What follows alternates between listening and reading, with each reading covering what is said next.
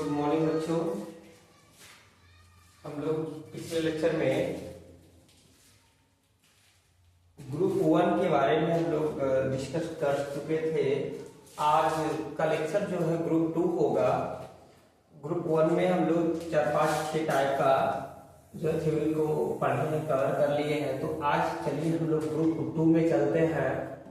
Group to में हम लोग चलेंगे और ग्रुप टू में कौन कौन सा टॉपिक है। तो सबसे फर्स्ट टॉपिक आपका जो पढ़ना है, ठीक है, परसेंटेज। जो फर्स्ट टॉपिक है आपका percentage, weight by weight,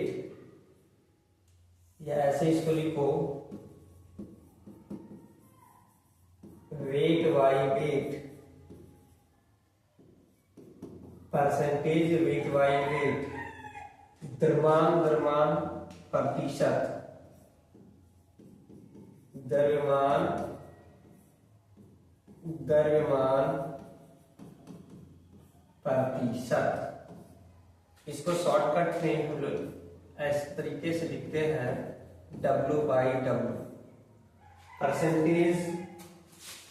percentage weight by weight, द्रव्यमान द्रव्यमान प्रतिशत। तो ये आपका ग्रुप सेकेंड का फर्स्ट टॉपिक है। चलिए तो डिफिनेशन इसका लिख लिया जाए। 100 ग्राम, चलिए इसका डिफिनेशन क्या होता है। परसेंटेज का मतलब होता है 100। परसेंटेज का मतलब क्या होता है 100। तो 100 ग्राम बिलियन में उपस्थित, 100 ग्राम बिलियन में उपस्थित,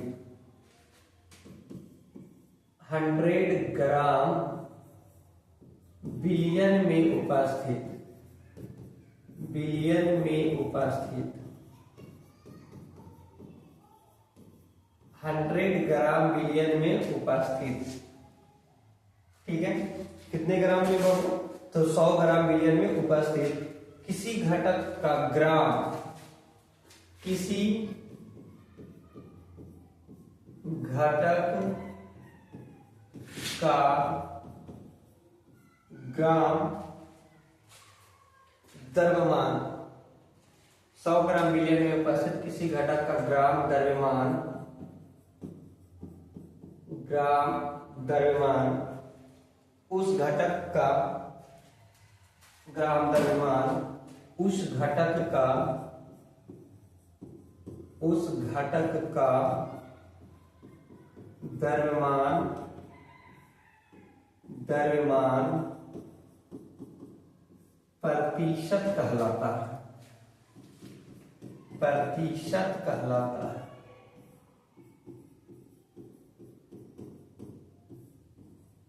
द्रव्यमान द्रव्यमान प्रतिशत कहलाता है। चलिए 100 ग्राम बिलियन में उपस्थित किसी घटक का ग्राम द्रव्यमान, उस घटक का क्या कहलाता है। तो उस घटक का द्रव्यमान द्रव्यमान प्रतिशत कहलाता है। कितने ग्राम में, तो 100 ग्राम में। तो चलिए आइए कुछ एग्जांपल के थ्रू इसे देखते हैं। सबसे पहले इसमें अगर बात कर लें तो बाइनरी सॉल्यूशन की बात किया जाए। बाइनरी सॉल्यूशन, बाइनरी सॉल्यूशन मतलब द्विघटकीय बिलियन, द्विघटकीय बिलियन की अगर बात किया जाए, द्विघटकीय बिलियन की अगर बात करें, बाइनरी सॉल्यूशन की बात करें, तो इसमें 2 घटक होंगे, घटक ए और घटक बी। घटक ए और घटक बी, जैसे चीनी और पानी। तो ये बाइनरी सॉल्यूशन की बात है।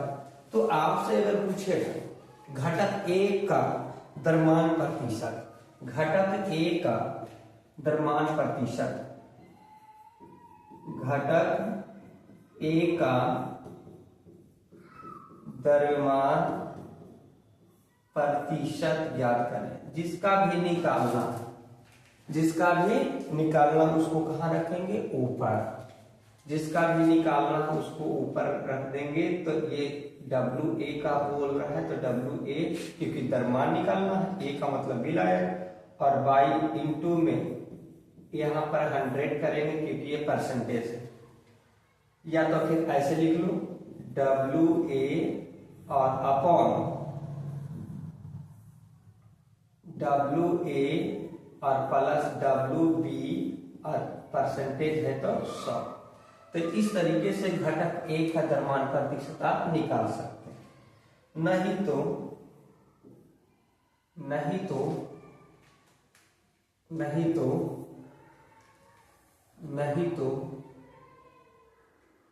घटक B का द्रव्यमान अगर प्रतिशत निकालना हो तो जिसका भी बोलेगा उसको ऊपर B के लिए बोला है द्रव्यमान प्रतिशत, तो WB ऊपर और y में WA प्लस WB और इंटू में 100। तो इस तरीके से आप इस फॉर्मूला का यूज करके आप द्रव्यमान प्रतिशत निकाल सकते हैं। चलिए, बात क्लियर समझ में आ रहा है बाबू? चलिए तो आगे बढ़े हम लोग।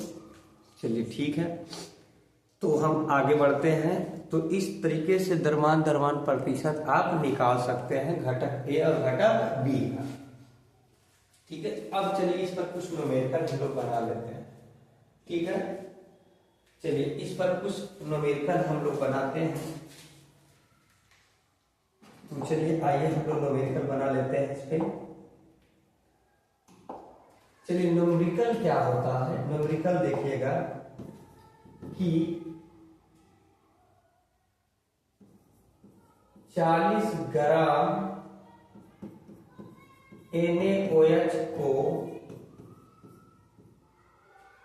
40 ग्राम NaOH को 60 ग्राम यूरिया में घोला गया है।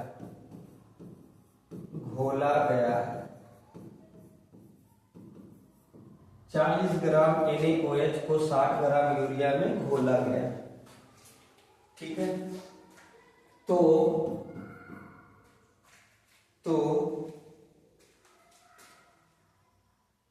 NaOH का द्रव्यमान प्रतिशत ज्ञात करें। द्रव्यमान प्रतिशत ज्ञात करें। अब सबसे पहला बात है 40 ग्राम है। 40 ग्राम जो है NaOH है।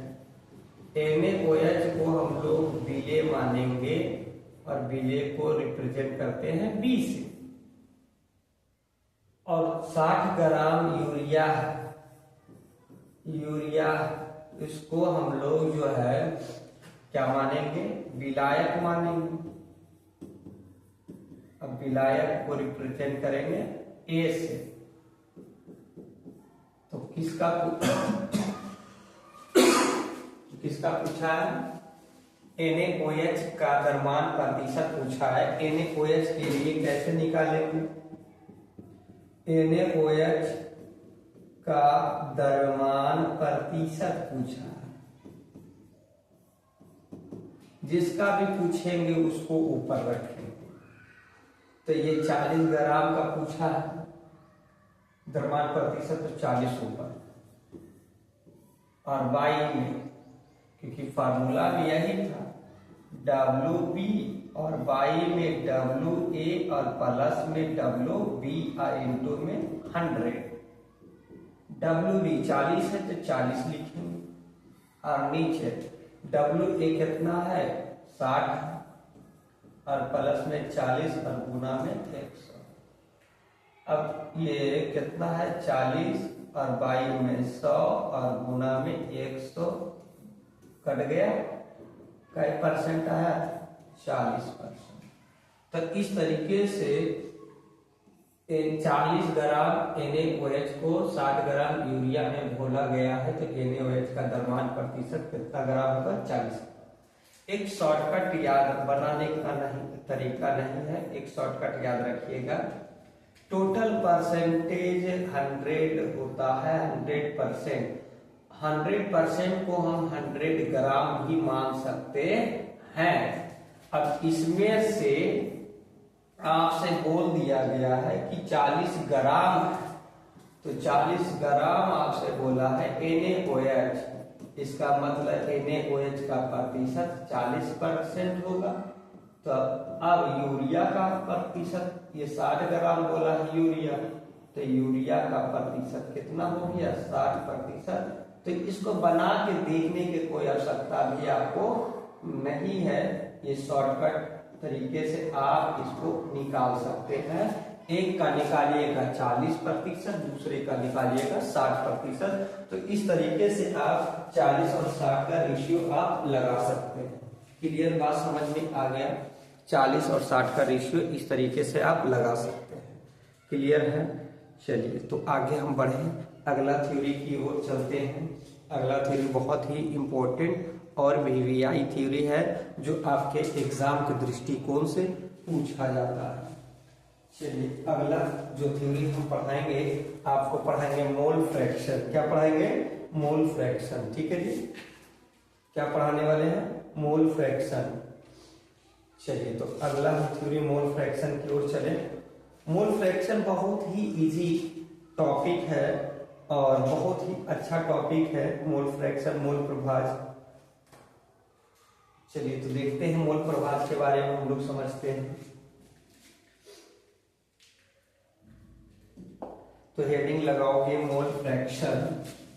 ये MVVI है, MVVI है मोल फ्रैक्शन। मोल फ्रैक्शन, मोल प्रभाज, ये MVVI है। मोल प्रभाज, मोल प्रभाज या मोल अंश इसी को बोलते हैं, मोल अंश भी कहा जाता है। इसको बाबू हम लोग X से डिनोट करते हैं, कैपिटल X से सूचित किया जाता है। मोल प्रभाज को कैपिटल X से सूचित किया जाता है। चलिए तो इसका डेफिनेशन क्या होता है? किसी घटक का मोल प्रभाज, किसी घटक का मोल प्रभाज, किसी घटक का मोल प्रभाज, ठीक है, किसी घटक का मोल प्रभाज उसके मोलों की संख्या, उसके मोलों की संख्या, उसके मोलों की संख्या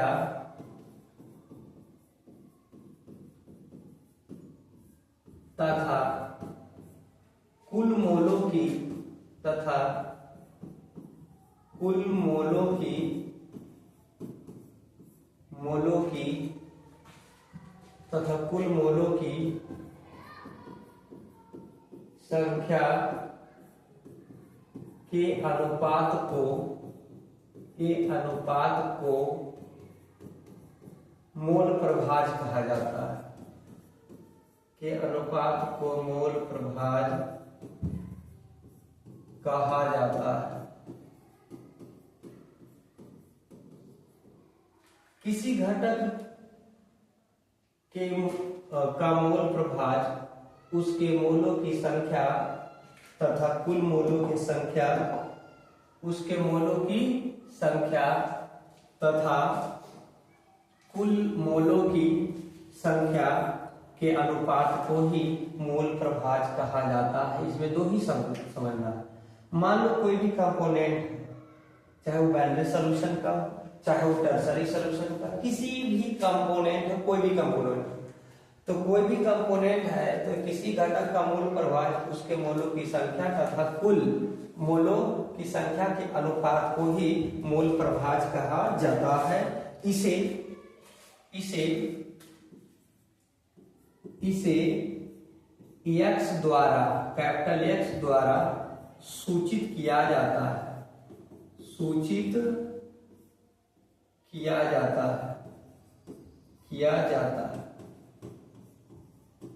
इसे कैपिटल X द्वारा सूचित किया जाता है।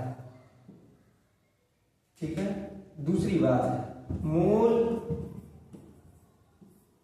प्रभाज का मान 1 से अधिक नहीं हो सकता है, नहीं हो सकता है। अर्थात अगर बात किया जाए मूल प्रभाज का मान 0 से बड़ा या बराबर, यहां पर x देते हैं बीच में, अर्थात 0 से बड़ा या बराबर या 1 से छोटा या 1 के बराबर, इस तरीके से मूल प्रभाज जो है 0 से 1 के बीच में ही होता है। निगेटिव मान नहीं हो सकता इसका। जी, मूल प्रभाज का मान 1 से तो बड़ा होगा ही नहीं और निगेटिव मान भी नहीं आएगा। तो मूल प्रभाज का मान 0 से बड़ा या इक्वल टू और 1 से छोटा या इक्वल टू हो सकता है। ठीक है। तीसरा कंडीशन की अगर बात किया जाए तो मूल प्रभाज का कोई भी मात्रक, मतलब यूनिट नहीं होता है। मूल प्रभाज का कोई भी मात्रक यानी यूनिट नहीं होता है।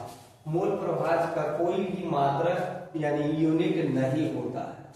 क्लियर? आपको समझ में आ रहा है कि मूल प्रभाज का सबसे पहला बात है कि किसी घटक का मोल प्रभाज उसके मोलों की संख्या तथा कुल मोलों की संख्या के अनुपात को ही मूल प्रभाज कहा जाता है।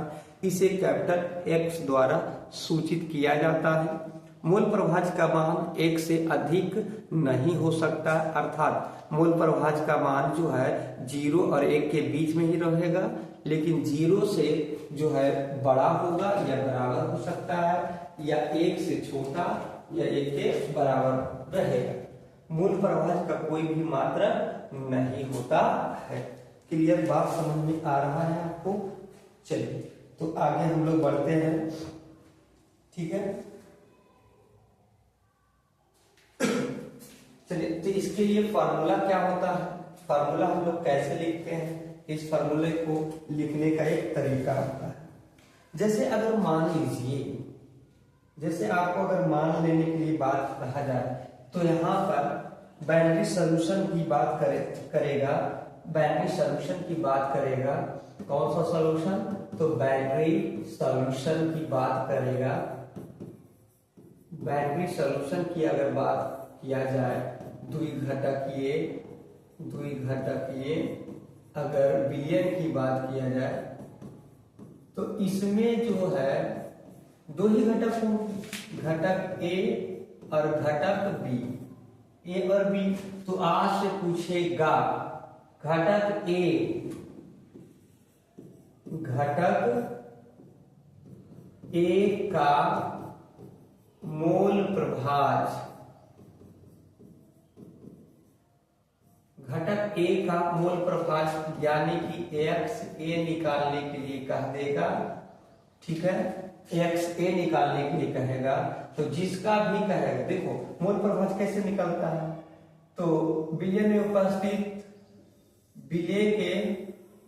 विलय के मोलों की संख्या तथा कुल मोलों की संख्या के अनुपात को ही मूल प्रभाज कहा जाता है। तो जिसका भी पूछेगा उसको ऊपर रखेंगे और ये मोल में Na और Na प्लस Nb लिखेंगे। ठीक है, आपसे अगर कह देगा कि घटक B का मूल प्रभाज घटक B के बारे में अगर पूछेगा तो कैसे लिखेंगे, मतलब XB बराबर क्या लिखेंगे फॉर्मूला में, हम लोग XB बराबर क्या लिखेंगे फॉर्मूला में, NB और बाई Na प्लस Nb, इस तरीके से। आपको पता होना चाहिए, एक फार्मूला हम लिखे थे मूल कंसेप्ट में, चूंकि n बराबर होता है WB और बाई में, सॉरी n बराबर होता है W और बाई में m। तो जरा बात किया जाए NB की, तो NB इक्वल टू WB और बाई MB होगा। अगर बात कर ले n से NA की बात किया जाए तो NA और बाई में, सॉरी WA और बाई में MA होगा कि नहीं होगा। तो चलो यहां से हम थोड़ा सा और डिराइव कर देते हैं कि अगर NA अगर आपसे कहेगा तो NA को भी पुट कर सकते हैं। NA को किस में रखेंगे, WA और बाई में MA। तो यहाँ पर रखेंगे WA और बाई में MA और बाई में NA प्लस NB, मतलब यहाँ से रख सकते हैं WA और प्लस में क्या रखेंगे MA और बीच में WB और प्लस में MB। इस तरीके से आप इसको रख सकते हैं। क्लियर है। चलिए आगे हम लोग फिर से इसको डिराइव करके रखना चाहते तो रख सकते हैं। NB का मतलब होता है WB और बाई में, यहाँ पर NB का मतलब क्या होता है WB। NB का मतलब यहाँ से देख लो, NB का मतलब क्या हो गया, NB का मतलब हो गया WB और बाई में MB, और नीचे जैसे है NA, तो NA क्या लिखेंगे WA और बाई में MA और प्लस में NB को क्या लिखेंगे फिर से WB और बाई में MB। तो इस तरीके से आप इसको आप लिख सकते हैं। ठीक है जी। चलिए यहां तक किसी को दिक्कत है, अगर कोई दिक्कत है तो कमेंट में लिख दें कि इस जगह पर यहाँ पे दिक्कत आ रहा है, तो हम इसका फिर नेक्स्ट वीडियो में समाधान कर देंगे। तो यहाँ पर चलिए बहुत इजी है, बहुत सरल तरीके से हम बता रहे हैं और आशा करते हैं कि बिल्कुल आपको समझ में आता है। चलिए तो आगे हम बढ़ें। तो उसी तरह जिस तरीके से इसकी बात किया जाए, बाइनरी सॉल्यूशन में ये फॉर्मूला निकला है, उसी तरह अगर मान लीजिए कि टर्सरी सॉल्यूशन की बात किया जाए, टर्सरी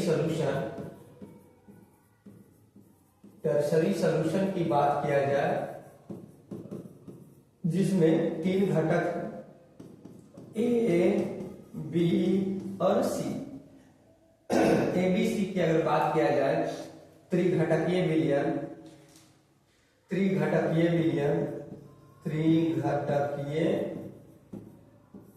की अगर बात करें, त्रिघटकीय विलयन एग्जाम्पल एक भी है।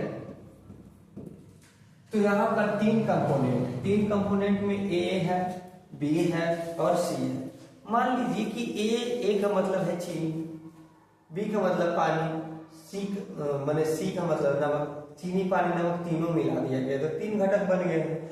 तो यहाँ चीनी पानी नमक तीनों मिलाने पर त्रिघटकीय मिला। लेकिन आपसे पूछेगा कि घटक A का मोल प्रभार, तो अब हम शॉर्टकट तरीके से लिख रहे हैं। घटक A के लिए XA का मोल प्रभार आपसे पूछेगा तो कुछ नहीं करना है, NA और बाई में NA प्लस NB।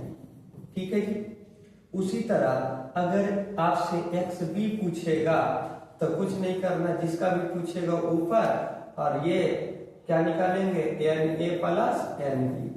अच्छा अगर बात किया जाए XC का, अगर मान लो तो NC और बाई में NA प्लस, अच्छा ये तीनों ना होगा add, sorry NC plus NC, NB और प्लस NC, ये तीनों का तीनों है, इसमें ये तीनों है ना, तो इसलिए तीनों नीचे ऐड हो जाएगा। ठीक है। तो इस तरीके से आप चाहोगे तो A को हम ऐसे डिराइव कर, NA को क्या लिखेंगे WA और बाई में MA और बाई में WA और बाई में MA प्लस WB और बाई में MB और प्लस WC और बाई में MC। तो इस तरीके से आप इस फॉर्मूले को लिख सकते हैं। हालांकि इसका यूज जो है अभी जस्ट करवाने वाले हैं, लेकिन आपसे अगर कह देगा कि Na निकालो, Nb निकालो, Nc निकालो, Nd, अगर 10-20 घटक यहाँ रहता तो इसे लिखते लिखते लिखते लिखते चले जाएंगे। तो ऐसा कुछ नहीं है, हम इसके लिए एक शॉर्टकट तरीका दे रहे हैं। Na को ऊपर रखेंगे, Na को ऊपर रखेंगे और नीचे में क्या देंगे, नीचे में Na को ऊपर रखेंगे और नीचे में ये पूरे को सम कर देंगे। तो आप मैथ में पढ़ोगे सिग्मा, क्या पढ़ेंगे, सिग्मा। सिग्मा का मतलब होता है सभी को जोड़कर यहाँ पर लिख देना, तो सिग्मा और n लिख देंगे। तो इसका मतलब सभी का सम डायरेक्ट यहाँ लिखा गया है। अगर मान लीजिए इसको ऐसे लिखना है तो यहाँ पर n भी लिखेंगे और नीचे में सिग्मा n देंगे, और फिर Nc लिखना है और सिग्मा क्या देंगे, n देंगे। अब बताइए ये एक घटक, दो घटक, तीन घटक आ गया तो इसका वैल्यू क्या हो गया, मतलब ये पूरा। लेकिन अगर मान लीजिए एक नोट में हम लिखते हैं, अगर नोट की बात करें तो अगर मान लीजिए XA, XB, XC, मान लो XA का अगर मान पूछेगा, ठीक है, तो या तो 1 के बराबर आए या 1 से छोटा है। लेकिन अगर दोनों का भी मान अगर देगा XA और XB, तो इसका भी मान 1 के बराबर या 1 से छोटा है। या तीनों को जोड़ दे, XA, XB और XC, ये तीनों का मान जो होता है 1 के ही बराबर आएगा या छोटा आ सकता है। अगर एक और ले लो, XA plus XB plus XC plus XD, इन सभी को जोड़ने पर भी 1 आएगा। तो ये बहुत बड़े काम का चीज है, ये समझ लो एक तरह से फार्मूला आपका बनते चला गया।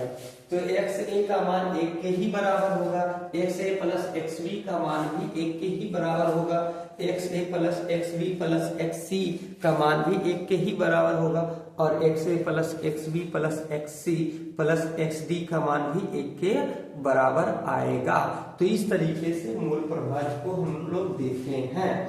अब हम लोग सबसे पहला बात है कि मूल प्रभाज में हम लोग एक न्यूमेरिकल बनाने की कोशिश करेंगे। न्यूमेरिकल अगर बना लिए तो हम लोगों को समझ में आ जाएगा। तो चलिए आइए न्यूमेरिकल एक हम देख लेते हैं। न्यूमेरिकल बहुत इजी है। एक क्वेश्चन लिखिएगा, 2.5 ग्राम, एक क्वेश्चन लिखिएगा न्यूमेरिकल। क्वेश्चन है 2.5 ग्राम, 2.5 ग्राम इथेनोइक अम्ल, इथेनोइक अम्ल, इथेनोइक एसिड, इथेनोइक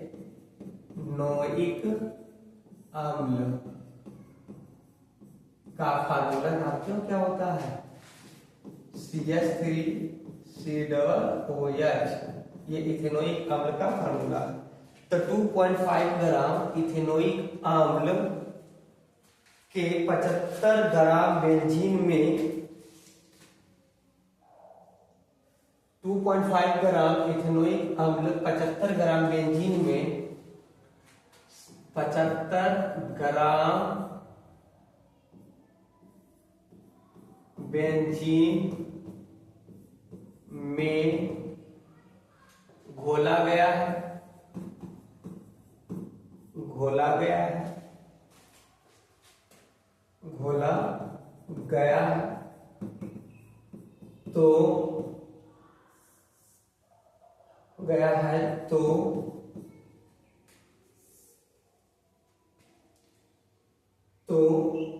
मोल प्रभाज ज्ञात करें। तो मोल प्रभाज ज्ञात करें। ठीक है जी। अब चलिए मोल प्रभाज हम लोग ज्ञात कर लेते हैं। मोल प्रभाज कैसे ज्ञात करते हैं? 2.5 ग्राम इथेनोइक अम्ल 75 ग्राम बेंजीन में घोला गया है। तो सबसे पहला बात है, इसमें 2 घटक है। कितने घटक हैं? दो घटक। एक घटक है आपका, घटक कितने मिले हैं बाबू? तो घटक आपका दो है। एक है इथेनोइक अम्ल, इथेनोइक अम्ल एसिड, और दूसरा घटक क्या मिला है? बेंजीन मिला है। क्या मिला है? बेंजीन मिला है। इसमें दो ही घटक है। तो घटक दो ही मिला है। एक मिला है आपका इथेनोइक अम्ल, दूसरा है बेंजीन। अब रह गई बात कि 2.5 ग्राम जो इथेनोइक अम्ल है, अम्ल 75 ग्राम बेंजीन में घुला हुआ, तो निश्चित सी बात है ये है विलेय और वो है क्या? विलायक। जिसकी मात्रा कम होता है वो विलेय होता है, जिसकी मात्रा ज्यादा होता है वो विलायक होता है। तो अब रह गई बात कि यहाँ पर 2.5 ग्राम है, तो WB आपको कितना मिल गया? 2.5 ग्राम। क्या घुला हुआ है? इथेनोइक अम्ल। इथेनोइक अम्ल को से हम निकाल लेंगे MB, और MB का मतलब होता है CH3COOH। इस फॉर्मूले पर रखो। कई कार्बन है? तो दो कार्बन का होता है 12। एक कार्बन का परमाणु भार 12 होता है, तो दो के लिए 24, तो 12 दूनी 24 और प्लस 3 एक 4 हाइड्रोजन है, तो 4 के लिए 4 ही होगा, और 2 ऑक्सीजन है, तो 16 दूनी 32। अब सभी को जोड़ देंगे तो 2 और 4 6, 6 और 4 10 का 0, 3 और 2 5, 1 6, कितना हो गया? 60। तो ये इसका MB आ गया 60। कितना आ गया बाबू? 60 आ गया। अब रह गई बात, अब आपको क्या निकालना है? 75 ग्राम में, तो यहाँ पर वो विलायक है, तो विलायक है तो WA कितना ग्राम है? 75 ग्राम। ठीक है जी। अब क्या है? बेंजीन है, तो बेंजीन से Ma निकलेगा, और Ma का मतलब है C6H6। अब बताओ, एक कार्बन का परमाणु भार 12 होता है, तो 6 कार्बन का परमाणु भार कितना होगा? तो 6 के लिए हो जाएगा बाबू 12 छक 72। 12 छक कितना हो गया? 72। तो यहाँ पर 72 हो गया। यहाँ पर क्या हो गया? 72 हो गया। और प्लस एक हाइड्रोजन का परमाणु भार 1 होता है, तो 6 के लिए 6 हो गया, तो 72 और 6 78 हो गया। कितना हो गया? 78। अब आपसे पूछे मोल प्रभाज ज्ञात करना है, तो आपको सबसे पहले मोल प्रभाज बोला है, तो या तो इसका या तो इसका नहीं। मोल प्रभाज बोलेगा तो दोनों का ही निकालना है, एक का नहीं, दोनों का निकालना है। अगर किसी का स्पेशल पूछ लेगा, जैसे यहाँ पर कि इथेनोइक अम्ल का मोल प्रभाज पूछेगा, तो उस कंडीशन में एगो का निकालेंगे। अब हम मोल प्रभाज निकाल रहे हैं किसके लिए? तो यहाँ पर इथेनोइक अम्ल का, इथेनोइक एसिड का मोल प्रभाज। ठीक है, मोल प्रभाज। अब बताओ इथेनोइक एसिड का मोल प्रभाज जैसे निकालेंगे, तो सबसे पहला बात है यहाँ पर NB और Na प्लस NB रखेंगे। अब रह गई बात, सबसे पहले आपको NB निकाल लेना है। क्या निकाल लेना? NB। तो NB तो आपको पता नहीं है, तो यहां से निकालेंगे WB और y में MB। तो WB कितना है आपका? 2.5। MB कितना है? यहां से 60, इसको हटाएंगे नीचे 10। ठीक है, 5 पचे 25, 5 दूनी 10, 5 से काट तो काय बार में 12, 12 दूनी 24। तो इसका मतलब है कि यहाँ पर ये कितना आया है? 1/24। 1/24 आ गया है। इसको आप एज इट इज ही रहने दो, नहीं तो एक काम करो, इसको भागा दो। जैसे ही 24 से भागा देंगे 1 में, 24 से भागा देंगे 1 में, तो 0.0 लगेगा, फिर एक 0, फिर 0। 24 बचे 20 से 25 बचे 100। हाँ ठीक, 24 चौक 96, 4 बार लगा तो 96 आएगा, बचा 4। अब यहाँ पर 4 0 40 हो गया, 24 दूना 48, 24 से 24। तो ये समथिंग में कितना रहने दो? 0.04। ये आ गया एन बी का मान, उसी तरह एन बी आ गया तो आपको एन ए भी इसमें अवेलेबल है ना, एन ए भी चाहिए। तो एन ए निकालने के लिए क्या चाहिए, एन ए निकालने के लिए आपको पता होना चाहिए एन ए कैसे निकलता है। तो एन ए निकालने के लिए आपको डब्ल्यू ए और वाई में एम ए चाहिए, और डब्ल्यू ए आपको पता होना चाहिए डब्ल्यू ए कितना है। डब्ल्यू ए बाबू यहाँ से हम 75 ग्राम लाए, कितना ग्राम लाया, 75 ग्राम। तो डब्ल्यू ए 75 ग्राम है, 75, और वाई में एम ए कितना है, 78 है, तो 78 है ये।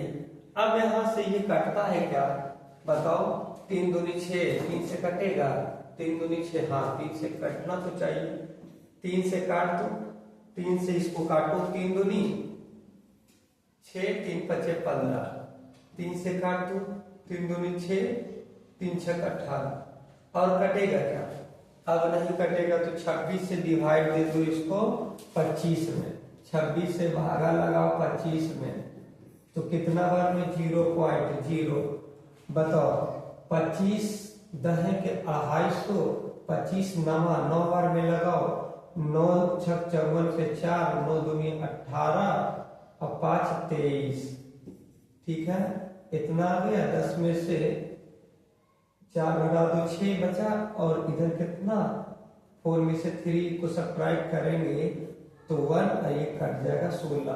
अब बताओ 0, अब कितनी बार में लगेगा, अब ज्यादा इच्छा है 25 जब 100, 25 25 125, 25 छक्का 150, 150 6 बार में लगाओ, तो जैसे 6 छक 36 का 6, 6 दूनी 12, 3 15, ठीक है, मतलब अप्रोक्सीमेटली इतना आ गया, कितना आ गया 0.96, कितना आया 0.9 और 6 आया। अब हमको किसका निकालने के लिए बोला था, दोनों इथेनोइक एसिड का, इथेनोइक एसिड का बोलेगा, तो इथेनोइक एसिड का बोला, तो इतना एनबी का मान कितना लाया, एनबी का मान लाया है 0.04 ऊपर रख दो।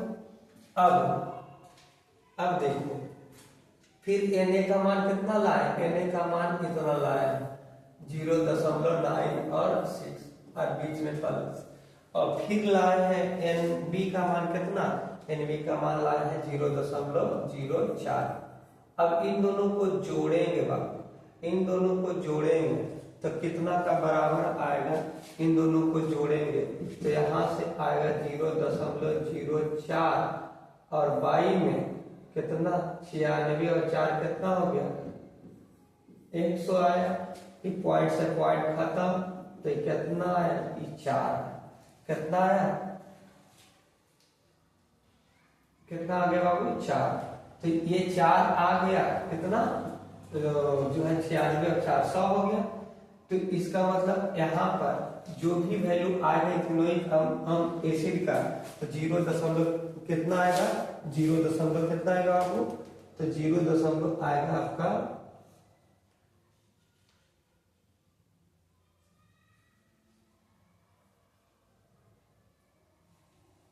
0. कितना आ गया,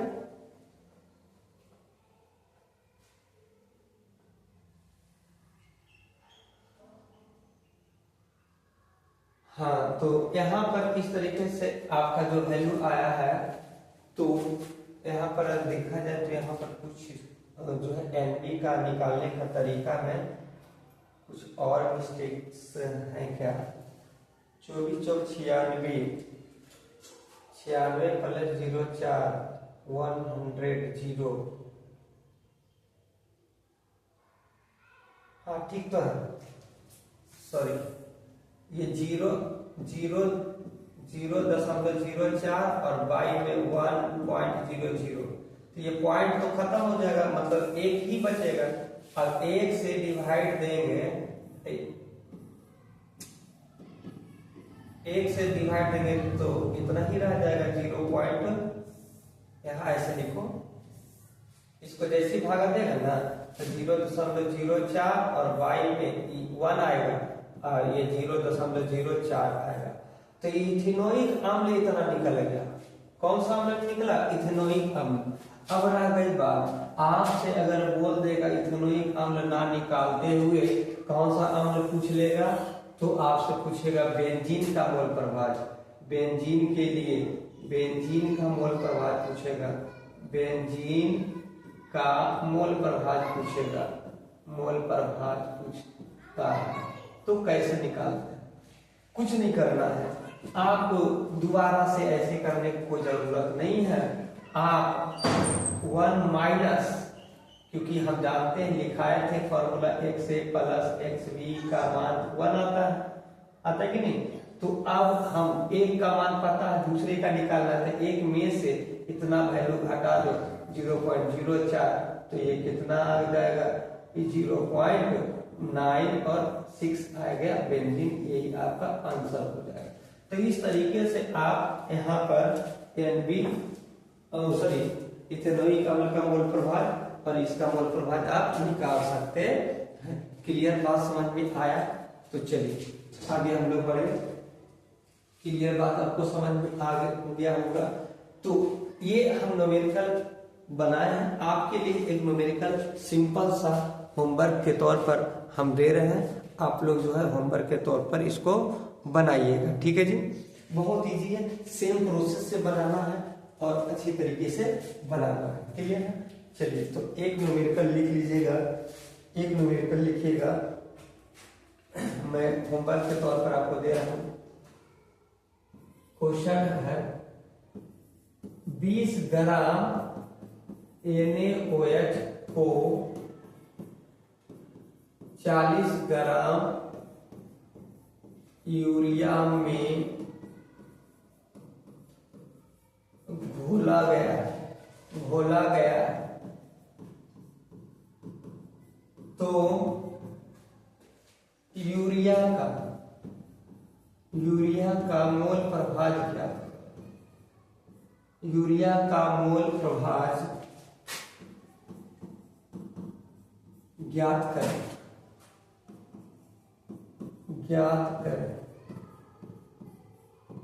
यूरिया का मोल प्रभाज ज्ञात करें।